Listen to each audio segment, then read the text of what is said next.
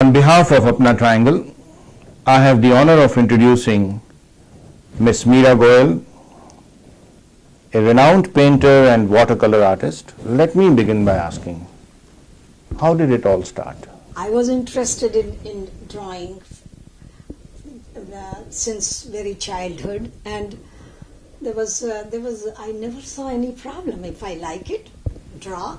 And at that time, in our generation, girls were like, okay, girl will study, go, whatever she wants to, and then get married and take care of the household. So being interested in art, painting or music, they are actually encouraged because that will make a better homemaker. Meera ji, every hobby or anything you take where you have interest, learning में problem होती है, और once you are on that path, there are some frustrations. I don't know what the frustrations are of being a painter, पर मैंने तो वही गाना सुना है, एक तस्वीर बनाता हूँ तस्वीर नहीं बनती. तो ऐसी कोई frustrations हैं एक painter, I mean in this line? मैं सोचती हूँ जो आर्टिस्ट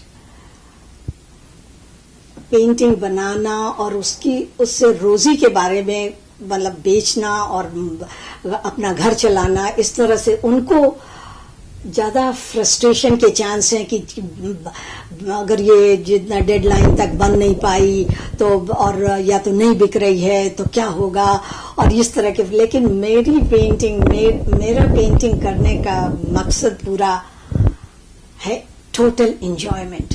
सो हमें किसी तरह का प्रेशर नहीं है कि हमें ये करना ही है. और यहाँ तो while I am painting, I am totally absorbed in doing what I am doing. Not that I create masterpiece or anything, but I can say क्या कर रहे थे about yeah. So घंटों बीत जाता है और हम पेंट कर रहे होते हैं, और just I enjoy every minute of it. Just like as they say कि पेंटिंग का जो प्रोसेस है वही आपका प्राइस है, वही आपका. अगर वो पेंटिंग किसी और ने भी पसंद की या खरीदी, वो तो like frosting on the cake, क्योंकि आपने ऑलरेडी जो पेंटिंग करने का जो आपको मिलना था वो तो प्रोसेस में ही मिल गया. The enjoyment. लोग तरह तरह की हॉबी होती है, लोग टेनिस खेलना और वॉट एवर कितने जो चीज़ भी गोल्फ खेलते हैं, इन चीज़ों में भी तो खर्चा होता है. उसी तरह खर्च तो हम लोगों के भी आर्ट में होता है. लेकिन अगर कभी हमारे पेंटिंग बिक भी गई तो कम से कम उससे तो बेटर ही है कि जो खाली गोल्फ खेल करके खाली खर्चा कर रहा है पर उसको वापस कुछ भी नहीं मिल रहा है. तो इसलिए हम still I am ahead even if I sell once in a while, because it is totally for pleasure. Something initiated you into painting? Initiated. I feel जब भी सोचते हैं कि कब से हमें इंटरेस्ट था पेंटिंग में, लाइक फॉर एवर. अभी कभी सोच के लगता है कि अब जब ग्रोन अप हो करके कि chance for known and publicity, उसके इम्पोर्टेंस की बात. I was in 3rd grade when my school teacher, my art teacher said, हम तुम्हारी ये वाली ड्राइंग को स्कूल की मैगजीन में निकालना है, तो ये ड्राइंग हमें दे दो स्कूल मैगजीन में निकलने के लिए. और आई वाज सो नाइव कि अरे स्कूल मैगजीन में जाना is a very important thing, हमें बड़ा लोग जानेंगे ये सब. हम कहा नहीं, हमें अपनी नोटबुक नहीं फाड़नी है, हमें नहीं फाड़ना है, हम नहीं देंगे, हमें पन्ना फाड़ना नहीं है. तो इतने भोलेपन था उस समय कि किस चीज से हमारा नाम होगा, लोग जानेंगे, इसकी कोई फिक्र भी नहीं थी मुझे. मैंने कहा नहीं, मैं अपना नोटबुक नहीं फाड़ सकती. प्रोसेस की एंजॉयमेंट की बात कर रही हैं, तो the way you have said it, तो लगता है the enjoyment is something which you get after you are finished with your meditation, right? once you are involved in the process of painting, I mean, these, if you get enjoyment, is it something like meditation? जैसे कहते हैं ना, हमको तो सफर प्यारा मंजिल का खुदा हाफिज, वही वाली बात है कि वाइल आई एम पेंटिंग की अंत में कैसी बनेगी और क्या फ्रेम करेंगे, कहाँ लगाएंगे, वो तो बाद की बात है. जिस समय हम पेंट कर रहे होते हैं, वो प्रोसेस यूज कर रहे हैं, डिफरेंट कलर डाल रहे हैं, शेप्स एंड फॉर्म्स बना रहे हैं, mingling of colours and shapes, and that process is itself is enjoyable to me. And it is a what you have said about those times. It has. I have a question for you about those times. We'll compare it with the present times. But okay, so it all, you say catch them young. You started so early, and you know when you conceive an idea about a painting, and you execute it on a canvas. It is a process. It's a thought process. It's an execution. So, what I would like to ask you is that there is a kind of discipline involved in the execution. By the time you complete a work of art, what is that discipline which, from third grade onwards, you started building up? Feel that once I'm excited about a painting, and then I use that excitement to start a painting. कोई भी कोई plan पहले से ना हो, लेकिन एक मान लो एक खिला हुआ फूल देखा या कोई ऐसी चीज हुई जिससे भी एक्साइटमेंट आया मन में, I right away, I start a painting. और finishing is a job. Finishing a painting, like once the idea is there, finishing I can do any time. So कई हम एक पेंटिंग शुरू से अंत तक बनाकर एक तरफ रखें तब दूसरा शुरू करें, ऐसा नहीं करते. हम अपने एक्साइटमेंट का एडवांटेज ये लेते हैं कि जस्ट पेंटिंग शुरू कर देते हैं, और once that excitement and painting has started is over, and then the job of finishing is there. Then I sit down and finish the painting. Miraji, art has a purpose. It gives pleasure, it gives solace, it heals. But when art is used by the artist, or it is interpreted incorrectly, wrongly by the audience, let me clarify it. There have been paintings of very famous artists that have generated controversies and criticism. So what do you think? Is it misinterpretation of their work of art, or it is an excess committed by them? मैं सोचती हूँ कि uniting and friendship, people liking, ये सब चीज धर्म का, religion का ये एम हो सकता है, लेकिन एक आर्टिस्ट का एम तो नहीं है कि पीपल को यूनाइट करना. उसका तो एम है इंटरटेन करना. वो इंटरटेनर है. Artist is a entertainer. आप और दूसरे भी इंटरटेन हो और खुद भी खुश हो, लेकिन वो कोई बड़ी फिलॉसफी दुनिया में लोगों को जोड़ना है और इसके लिए मैं आर्ट क्रिएट कर रही हूँ, ऐसी आइडिया हो भी सकती है, लेकिन बेसिकली हम नहीं समझते कि आर्टिस्ट का एम ये होता है.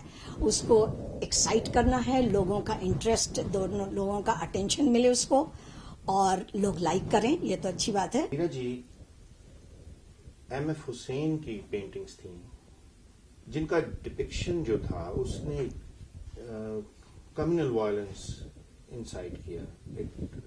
So was it correct on the part of an artist? This is not my place to exactly judge M.F. Hussain, a famous artist, लेकिन हम लोग वैसे भी इंडियंस बहुत इमोशनल पीपल हैं. हम लोग, और स्पेशली अपने देवी देवताओं, अपने रिलीजन के प्रति बहुत ही जागरूक और बहुत सिंसियर हैं. तो उनको हर्ट हुआ उनके ऐसी पेंटिंग से, वो बड़ा नेचुरल है. और रिएक्शन भी, मतलब वो मॉब मेंटालिटी भी हो जाती है. अगर एक ने नापसंद किया, एक ने हंगामा शुरू किया, तो लोग बगैर जाने भी पीछे पड़ जाते हैं. लेकिन हम उनको जस्टिफाई भी नहीं करेंगे कि उन्होंने अच्छा किया, क्योंकि अगर जानते हुए भी ऐसा करना कि कोई इंसल्टेड फील करेगा तो उसको दूसरों की इज्जत करना भी तो हमारा काम है, हम लोगों को इज्जत तो करना चाहिए था उन्हें। लेकिन आर्टिस्ट डजंट थिंक दैट, वो तो क्रिएट करने के मूड में जो करता है, उसको जो एक्साइट करता है, ही created excitement. As I was talking कि आर्टिस्ट का काम है to entertain people, to excite people, and he did that part. And okay,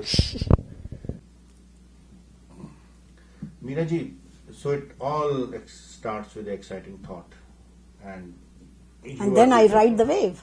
then you ride the wave, and the thought also originates from somewhere. Like what I would like to ask you now, that in music you have different gharanas, Jaipur घराना है, ग्वालियर घराना है.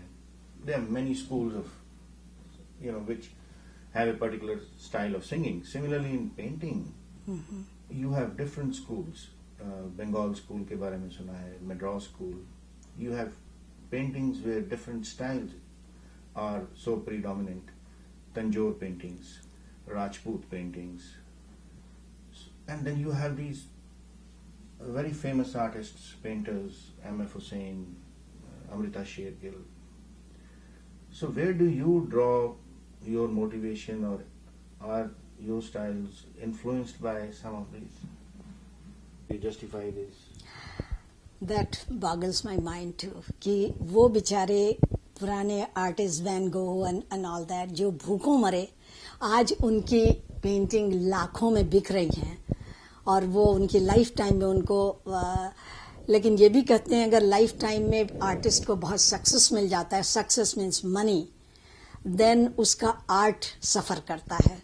So it's a very interesting game कि एक तरफ वो उसका work उतना ही मजता जाता है जब ये वो अगर एक बार बहुत पैसा कमाने लगे तो फिर तो लगता है वाह आई एम गुड, और उसके बाद तो फिर वो और अंदर से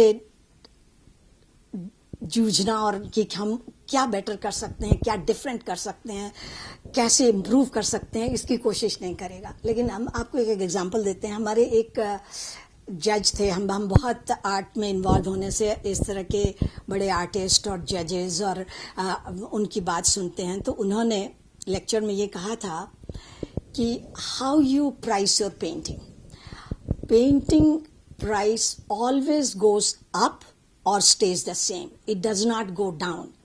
So ऐसा सोच करके कि हम अपनी पेंटिंग का अरे ये आदमी तो ज़्यादा देने को तैयार है, चलो इससे वसूल कर लेते हैं.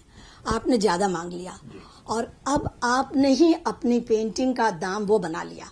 अब आप नेक्स्ट पेंटिंग अपनी अगर सस्ती बेचते हैं तो जिस पर्सन ने आपकी पेंटिंग खरीदी थी ज़्यादा की, मान लो 600 की, तो वो चीटेड फील करेगा.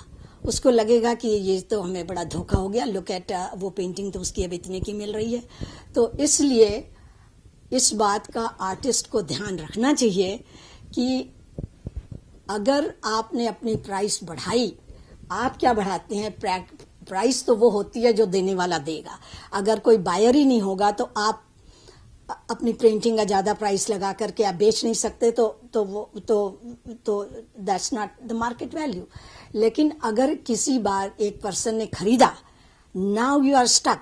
अब आपकी पेंटिंग की वो प्राइस है, अब चाहे बिके या न बिके, पर आपको अपनी पेंटिंग का प्राइस वही रखना होगा. That is the fair way of dealing with your art. इसलिए अगर ध्यान रखना चाहिए कि किस रेंज में और लोग बेच रहे हैं और किस रेंज में किस साइज की पेंटिंग बिक रही है. अगर आप कंटिन्यूअसली इस फील्ड में अपना बेच करके और मतलब पैसा बनाना चाहते हैं तो be very fair and be very consistent कि प्राइस फ्लक्चुएट ना करे इस तरह से कि कोई nobody likes to feel cheated. तो अगर आपने आप दाम एक बार बढ़ाया है then that's your price. तो इसीलिए डिफरेंट आर्टिस्ट का आप देखते हैं डिफरेंट प्राइस, क्योंकि वो उस प्राइस में बेच सकते हैं तो बेचते हैं, और नहीं तो आर्ट का तो है whatever you like. You may like something which a person who doesn't sell their piece very expensive, but please don't think कि उनका आर्ट अच्छा नहीं है. उन्होंने उस प्राइस में आप खरीदेंगे, ऐसे बहुत खरीदने वाले होंगे, तो maybe they will start expecting more money from other people. लेकिन they to be safe they keep their price a certain way कि लोग खरीदें, लेकिन फ्लक्चुएट नहीं करना चाहिए.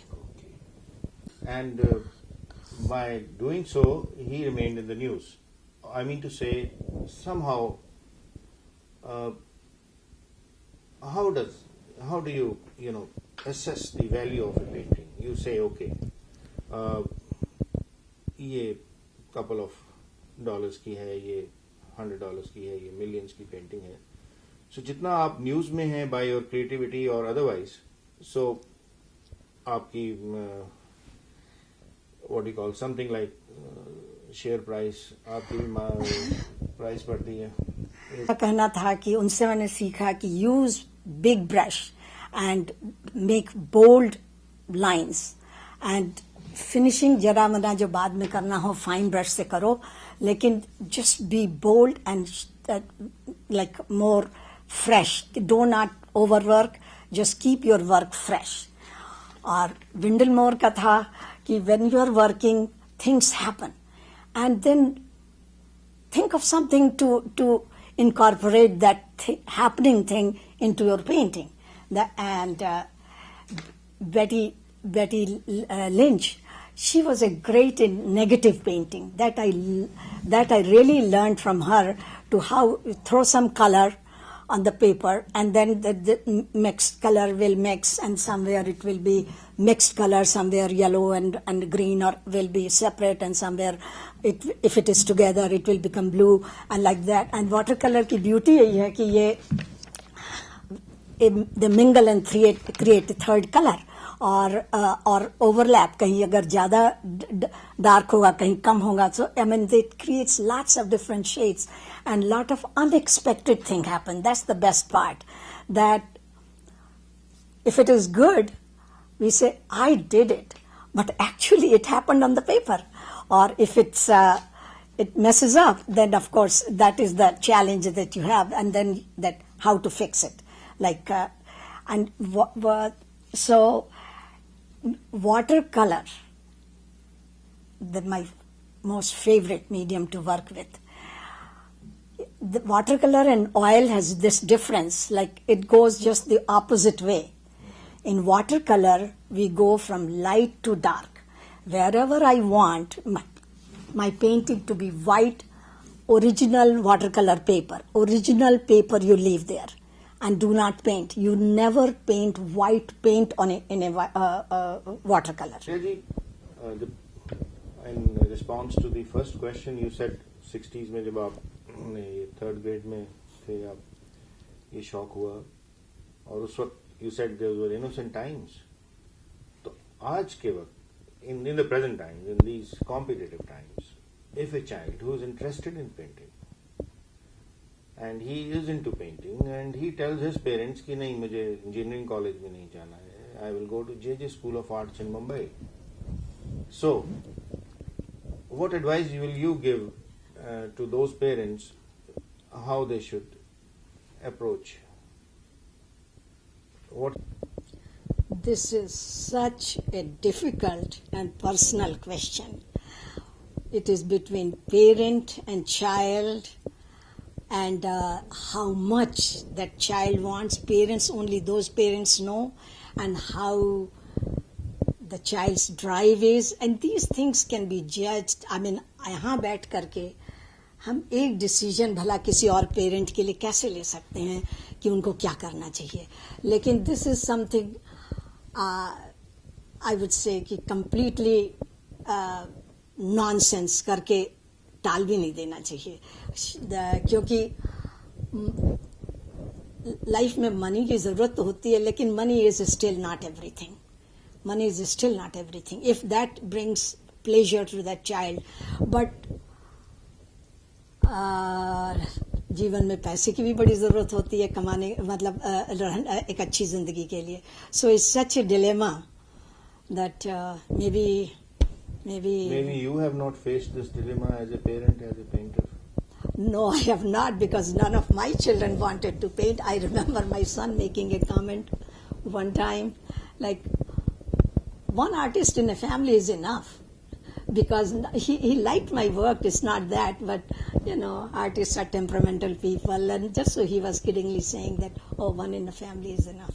You were awarded the Richard Hagan Award. Yeah, what and year you have was had that? many solos and exhibitions, even in Raleigh. Talk something about your awards and your involvement in the Triangle area. Oh, when I came here 10 years ago, I joined every art organization there is. Because I was so involved in Iowa, and I thought, oh, I'll be lost here, I will not. So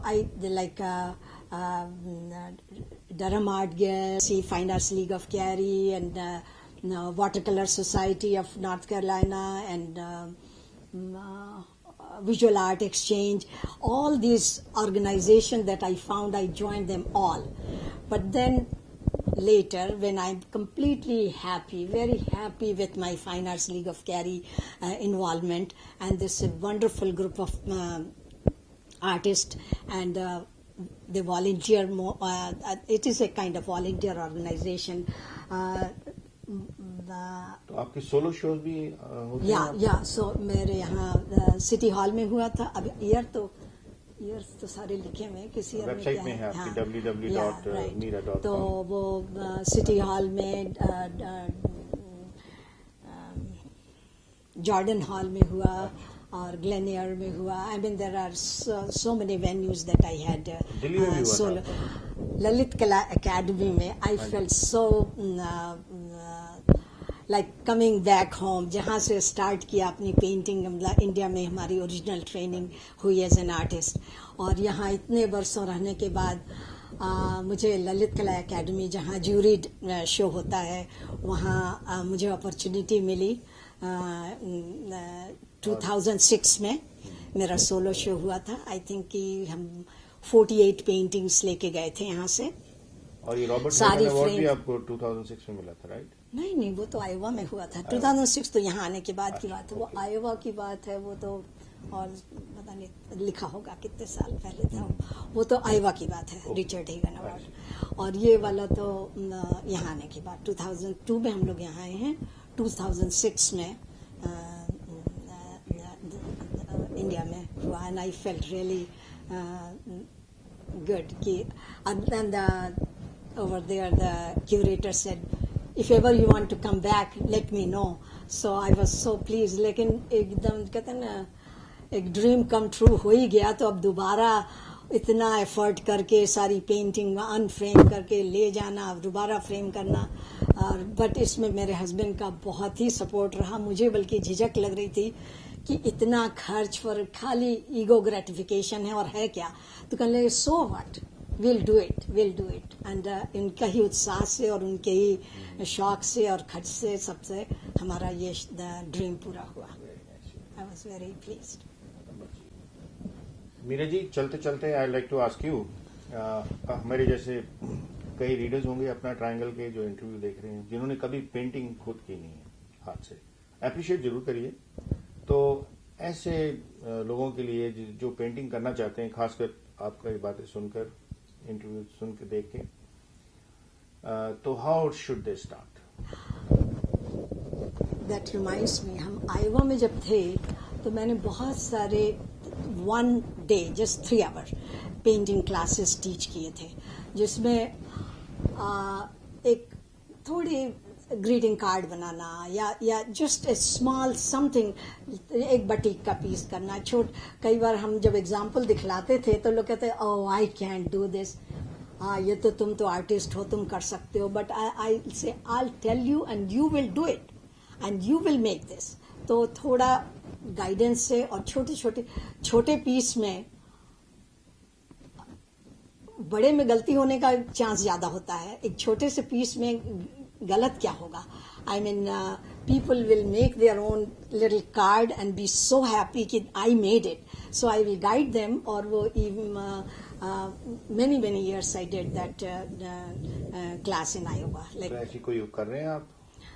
यहाँ आने के बाद भी Jordan hall वालों ने पूछा था कि अगर आप इतने साल से किया हुआ है तो और करिएगा यहाँ पर टीच के, लेकिन वहाँ मैं कैंपस के इतने पास रहती थी कि हर चीज इतनी पास लगती थी आयोवा में। यहाँ 10 मील 15 मील ड्राइव करके जाओ तो कहीं और। दूसरा कि अब मेरे हस्बैंड के भी रिटायरमेंट के बाद आराम से हम लोग ट्रैवल भी काफ़ी करते हैं, तो इन्होंने कहा क्यों ही सब झंझट में पड़ती हो, अपने कमरे में पेंट करो, एंटर करो शोज में, क्लास टीच करने में अगेन फिर कमिटमेंट होगी।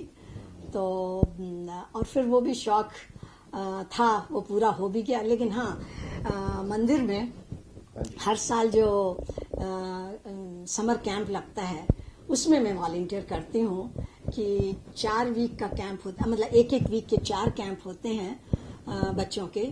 तो उन चारों कैंप में मैं एक दिन कमिट करती हूँ कि मैं आके बच्चों को कुछ छोटा सा आर्ट प्रोजेक्ट कराऊं। बड़ों को नहीं? ये जो छोटे बच्चों का ही होता है ये जो कैंप है। और मैंने देखा बच्चे इतने छोटे हैं, लाइक फ्रॉम 5 to 11, तो जो भी प्रोजेक्ट उठाते थे लगता था I am picking little too much.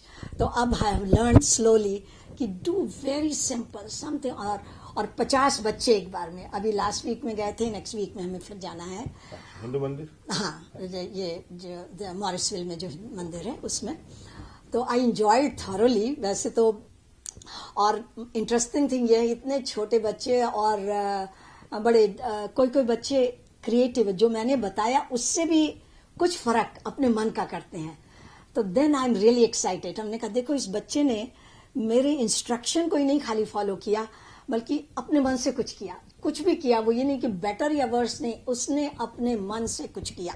That is creativity, that I notice and I admire. और बच्चों ने दिखलाई क्या जो कुछ किया थोड़ा सा। हाँ जी जरूर। ये बच्चों ने किया या एक हफ्ते में हम लोगों ने ये किया, strips of paper different colour के काट करके वीव करके चटाई बनाई और थोड़ा डेकोरेट किया। और लास्ट वीक में हम लोगों ने पेपर कट करके वाटरमेलन बनाया। तो इस तरह से 3 लेयर में डिफरेंट कलर में, और फिर बीच काट करके बनाना, चिपकाना। तो ये सब छोटी छोटी पर और मंदिर में वॉलंटियर्स हैं जो कि high school boys and girls हैं, जो 5 साल का बच्चा है या बहुत ही छोटे बच्चे हैं जो ये भी इतना भी नहीं कर पाते, तो उनको हेल्प करना। और अल्टीमेटली जब सारे बच्चे बना लेते हैं चीजें और एक टेबल पे लगा दी जाती है, तो अमेजिंगली कि हर एक पीस, जबकि हमारा इंस्ट्रक्शन एक ही है, लेकिन हर पीस फर्क होता है और हर पीस में एक अपनी इंडिविजुअलिटी होती है, क्योंकि हर बच्चे ने अपने तरह से बनाया है या डेकोरेट किया है तो अपने ढंग से किया है। और पूरे टेबल पर 50 पीस एक साथ देख करके बड़ा सेटिस्फैक्शन होता है कि और बच्चे इतने खुश दिखते हैं कि हमें पता है कि उन्होंने भी उतना ही एंजॉय किया जितना मैंने एंजॉय किया उनको सिखलाना। मीरा जी,